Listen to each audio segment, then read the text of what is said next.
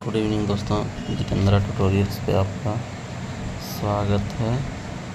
आज हम लोग पढ़ेंगे गद्य का अध्याय तो राम वृक्ष बेनीपुरी। राम वृक्ष बेनीपुरी द्वारा लिखित बाल गोविंद भगत। लेकिन बाल गोविंद भगत पढ़ने से पहले हम लोग आज पढ़ेंगे राम वृक्ष बेनीपुरी के संबंध में, उनके बारे में जानेंगे, क्या क्या उनके प्रमुख रचनाएं हैं, उनका जन्म कहाँ हुआ था वगैरह वगैरह सब पढ़ेंगे। वीडियो में आगे बढ़ने से पहले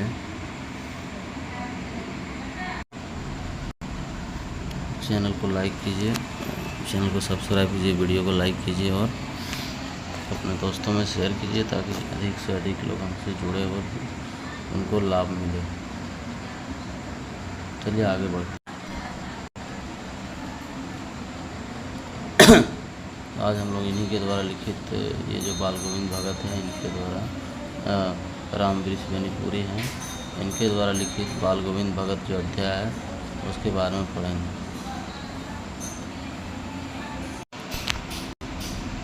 तस्वीर से तो कोई क्वेश्चन नहीं आता है, किंतु ये जो नाम है, नाम याद रखिएगा कम से कम। बाकी आगे देखते हैं इनके बारे में और क्या क्या लिखा हुआ है, उससे सवाल रहेगा 100%। तो ये राम वृक्ष बेनीपुरी का संक्षिप्त विवरण दिया हुआ है, जिसको हम लोग देखेंगे। राम वृक्ष बेनीपुरी जी का जन्म बिहार के मुजफ्फरपुर जिले के बेनीपुर गांव में हुआ था। इसीलिए बेनीपुरी इसका नाम के टाइटल में जुड़ा हुआ है। यह 1899 में इनका जन्म हुआ था। माता पिता का निधन बचपन में ही हो जाने के कारण, इनके माता पिता का निधन बचपन में हो गया था, जिसके कारण आरंभिक वर्ष यानी कि शुरुआती उनके जीवन के दिन थे वो अभावों, कठिनाइयों में और संघर्षों में बीता। 10वीं तक की शिक्षा प्राप्त करने के बाद वे सन 1920, यही इम्पोर्टेंट है जहाँ भी डेट लिखा हुआ है, 10वीं तक पढ़ने के बाद सन 1920 में राष्ट्रीय स्वाधीनता आंदोलन में सक्रिय रूप से जुड़ गए। 1920 के बाद आंदोलन से जुड़े, मतलब स्वाधीनता आंदोलन से। 1920 उस समय का वक्त जो था, अंग्रेज़ों से लगातार संघर्ष हो रहा था। ठीक इसके 27 वर्ष बाद हमारे देश को आज़ादी मिली थी, यानी 1947 में। तो ये बहुत इम्पोर्टेंट टाइम था, तो उनसे ये जुड़ गए। कई बार जेल भी गए। उनका देहावसान यानी कि देहांत जो हुआ 1968 में हुआ। इनका देहांत 1968 में हुआ। 15 वर्ष की अवस्था में बेनीपुरी जी की रचनाएं पत्र पत्रिकाओं में छपने लगी थी। ये भी इम्पोर्टेंट है। जब उनकी उम्र मात्र 15 वर्ष की थी तभी उनकी रचनाएं जो है पत्र पत्रिका में छपने लगी थी। ये बहुत इम्पोर्टेंट है। वे बेहद प्रतिभाशाली पत्रकार थे, बहुत अच्छे, बेहद प्रतिभाशाली पत्रकार थे बेनीपुरी। आगे देखते हैं। पत्रकार थे, उन्होंने अनेक दैनिक, साप्ताहिक, हर तरह के पत्रिका में उन्होंने लिखा। दैनिक, साप्ताहिक, मासिक पत्र पत्रिकाओं का संपादन किया, जिनमें इम्पोर्टेंट जो है वो याद रखना है। तरुण भारत, किसान मित्र, बालक, युवक, योगी, जनता, जनवाणी और नया धारा, ये सब कुछ मुख्य पत्रिकाएं हैं, पत्र और पत्रिकाएं हैं जो दैनिक है, कुछ साप्ताहिक है, कुछ मासिक है। ये सब लेकिन इम्पोर्टेंट है, इसे क्वेश्चन आएगा। अब आगे है, गद्य की विविध विधाओं में उन्हें लेखन को व्यापक प्रतिष्ठा मिली। उन्हें गद्य के जितने भी प्रकार के विद्या है, जिसमें उनको अच्छे से पकड़ था और इसीलिए उसमें उनको प्रतिष्ठा मिली। कहने का मतलब ये है कि एक प्रतिष्ठित लेखक के रूप में अपने आप को स्थापित किया। उनका पूरा साहित्य बेनीपुरी रचनावली के नाम से जाना जाता है। पूरा साहित्य बेनीपुरी रचनावली के नाम से जाना जाता है। उनका पूरा साहित्य जो है बेनीपुरी रचनावली के नाम से जाना जाता है। और ये 8 खंडों में प्रकाशित हुई। ये भी बहुत इम्पोर्टेंट है। 8 खंडों में प्रकाशित हुई है। टोटल 8 खंडों में प्रकाशित हुई है। ये टोटल 8 खंडों में प्रकाशित हुई है। उसको क्या कहा जाता है? बेनीपुरी रचनावली। ये भी बहुत इम्पोर्टेंट है। उसके बाद है उनकी रचना यात्रा के महत्वपूर्ण पड़ाव है पतितों के देश में, ये उपन्यास है पतितों के देश में। ये भी याद रखना है कि पतितों के देश में जो रचना उनका है वो क्या है, तो ये क्या है, उपन्यास है। पतितों के देश में क्या है, उपन्यास है। पतितों के देश में उपन्यास है। उसके बाद है चीता के फूल, ये बहुत ही फेमस है चीता के फूल, ये कहानी है। उसके बाद एक कहानी है। उसके बाद है अम्पाली, अम्पाली ये नाटक है। अम्पाली, अम्पाली क्या है, नाटक है। अम्पाली नाटक है। माटी की मूर्तें, ये रेखा चित्र है। पैरों में पंख बांधकर, यात्रा वृत्तांत है। यात्रा वृत्तांत है। जंजीरें और दीवारें, ये संस्मरण है। कौन सा क्या है, ये भी इम्पोर्टेंट है, याद रखना है। क्वेश्चन बहुत ज़्यादा डीप अगर जाएगा कंपटीशन के कारण तो ये सभी पूछ सकता है, जैसा कि पंचायत सचिव और रेवेन्यू क्लर्क में इस टाइप का क्वेश्चन आया था।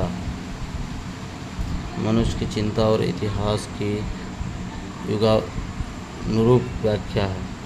विशिष्ट शैलीकार होने के कारण उन्हें कलम का जादूगर कहा जाता है। क्यों कलम का जादूगर कहा जाता है, विशिष्ट शैलीकार होने के कारण उन्हें क्या कहा जाता है, कलम का जादूगर। उन्हें कहा जाता है कलम का जादूगर। तो ये था इम्पोर्टेंट जो राम वृक्ष बेनीपुरी जी के जीवन से संबंधित था वो। अब इसके ऊपर आधारित कुछ प्रश्न हम लोग देखते हैं जो जेन्युइनली आ सकता है वैसा प्रश्न, तो उसको हम लोग पढ़ने का कोशिश करते हैं, आगे देखते हैं। तो पहला प्रश्न है कि राम वृक्ष बेनीपुरी की प्रमुख रचनाएं कौन कौन सी है। राम वृक्ष बेनीपुरी की प्रमुख रचनाएं कौन कौन सी है, कौन कौन से है? चीता के फूल, आम्रपाली, जंजीरें, दीवारें, तो वही सब कुछ कुछ है जो बहुत इम्पोर्टेंट है, माने महत्वपूर्ण जो है इसका प्रमुख रचनाएं हैं। राम वृक्ष बेनीपुरी को कौन सा पुरस्कार मिला, तो प्रश्न तो यहाँ पे है, किंतु किसी भी पुरस्कार के संबंध में इस अभी तक हम लोग को पढ़ने को नहीं मिला, तो इसको हम लोग इग्नोर मान के चलते हैं, कुछ पढ़ने को ऐसा नहीं मिला है, इसलिए इसको भी छोड़ देते हैं। पुरस्कार के संबंध में तो कुछ पढ़ने को नहीं मिला। राम वृक्ष बेनीपुरी जी का जन्म कब हुआ था, राम वृक्ष बेनीपुरी जी का जन्म कब हुआ था। उनका जन्म कब हुआ, 1899, 1899 में हुआ था, है ना। मृत्यु कब हुआ, राम वृक्ष बेनीपुरी का मृत्यु कब हुआ, तो राम वृक्ष बेनीपुरी जी का मृत्यु कब हुआ, 1968 में, है ना, यही था ना, 1968।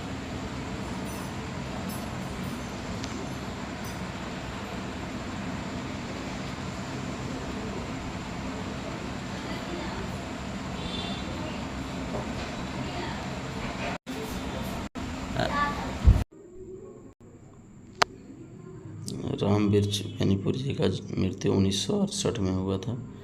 ये था हम लोग का चौथा क्वेश्चन। यह पांचवा, राम वृक्ष बेनीपुरी जी का जन्म कहाँ हुआ था, तो ये बिहार के मुजफ्फरपुर ज़िले के बेनीपुर गांव में हुआ था ये क्वेश्चन। कलम का जादूगर किसे कहा जाता है, तो राम वृक्ष बेनीपुरी को। राम वृक्ष बेनीपुरी जो हैं राष्ट्रीय स्वाधीनता आंदोलन में सक्रिय रूप से कब जुड़े, तो 1920 में। ये था क्वेश्चन, ये हम लोग पढ़े थे उधर। आगे है, कितने वर्ष की अवस्था में राम वृक्ष बेनीपुरी जी की रचनाएं पत्र पत्रिकाओं में छपने लगी थी, तो कब ना 15 वर्ष के ना, जब वो 15 ईयर के थे तो। नेक्स्ट है, राम वृक्ष बेनीपुरी जी का पूरा साहित्य कितने खंड में प्रकाशित हुआ, तो ये कितना था, बेनीपुर रचनावली कितने में था, 8 खंडों में। पतितों के देश में क्या है, पतितों के देश में क्या है, अभी आप लोगों से कहा था मैंने ना कि टाइप पूछ सकता है कौन सा रचना क्या है। तो पतितों के देश में जो है वो क्या है, उपन्यास है, उपन्यास है पतितों के देश में। आगे है, रामवृक्ष बेनीपुरी जी को कलम का जादूगर क्यों कहा जाता है? रामवृक्ष बेनीपुरी जी को कलम का जादूगर क्यों कहा जाता है, ये क्वेश्चन है। तो इसका आंसर होगा विशिष्ट शैलीकार होने के कारण इन्हें कलम का जादूगर कहा जाता है, जैसा कि हम लोगों ने पीछे भी पढ़ा है ना। तो आज ये वीडियो यहीं ख़त्म करते हैं। अगले क्लास में हम लोग इसके पार्ट, इनके द्वारा जो लिखित पाठ है उसको हम लोग पढ़ेंगे। उसका एक संक्षिप्त विवरण हम लोग देख लेते हैं क्या पढ़ना है नेक्स्ट क्लास में। द्वारा लिखित हम लोग ये अध्याय को पढ़ेंगे। बाल गोविंद भगत इन्होंने लिखी है, बाल गोविंद भगत।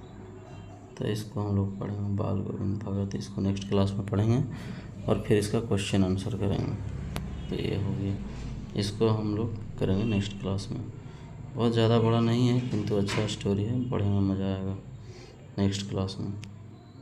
फिलहाल आज वीडियो को यहीं समाप्त करेंगे। आप लोगों से विदा लेने से पहले बस एक बात कहना चाहेंगे कि वीडियो को जितना हो सके उतना शेयर कीजिए, चैनल को लाइक कीजिए दोस्तों,